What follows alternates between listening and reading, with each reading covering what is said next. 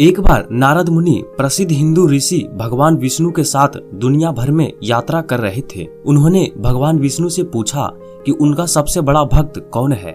उन्होंने यह भी दावा किया कि चूंकि वह 24 घंटे नारायण नारायण नाम जपते रहते हैं, इसलिए वे स्वयं सबसे अधिक भक्त होंगे। विष्णु ने नीचे धरती की ओर देखा, गांव के किसान की ओर इशारा करते हुए कहा, वह किसान। नारद हैरान रह गए। नारद मुनि यह देखने के लिए नीचे गए कि किसान क्या कर रहा है जिससे भगवान विष्णु इतने प्रसन्न हो रहे हैं। किसान सुबह जल्दी उठा, भगवान का नाम लिया, खेतों में अपने काम पर चला गया। 4 घंटे काम करने के बाद वह दोपहर का भोजन करने के लिए रुका और खाने से पहले उसने फिर से भगवान विष्णु से प्रार्थना की। 4 घंटे और काम करने के बाद वह घर आ गया। रात को खाने के समय उसने फिर से भगवान से प्रार्थना की और सो गया। नारद मुनि अब बहुत निराश हुए और वापस भगवान के पास आए और कहा, आप उन्हें अपने पसंदीदा के रूप में कैसे चुन सकते हैं? मैं पूरे दिन आपसे प्रार्थना करता हूँ और उन्होंने पूरे दिन में केवल 3 बार आपका नाम लिया है।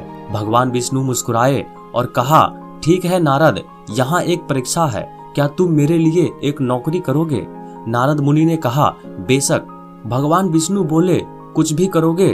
भगवान विष्णु ने कहा, मैं चाहता हूँ कि आप अपने सिर पर तेल से भरा बर्तन लेकर दुनिया भर में घूमें, लेकिन सुनिश्चित करें कि एक बूंद भी ना छलके।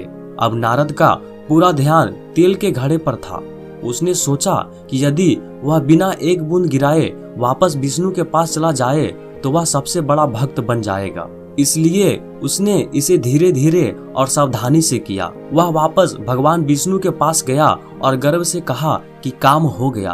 भगवान विष्णु ने नारद की ओर देखा और कहा, क्या तुमने नौकरी करते समय प्रार्थना की या मेरा नाम लिया? इस सवाल पर नारद को आश्चर्य हुआ और उन्होंने कहा, इतने कठिन प्रकृति के कार्य को करते समय कुछ और याद कैसे संभव है? भगवान विष्णु मुस्कुराए और कहे, वह किसान भी मेरा काम कर रहा है और फिर भी उसे प्रार्थना करना याद है, दिन में 3 बार, इसलिए वह मेरे पसंदीदा शिष्य है।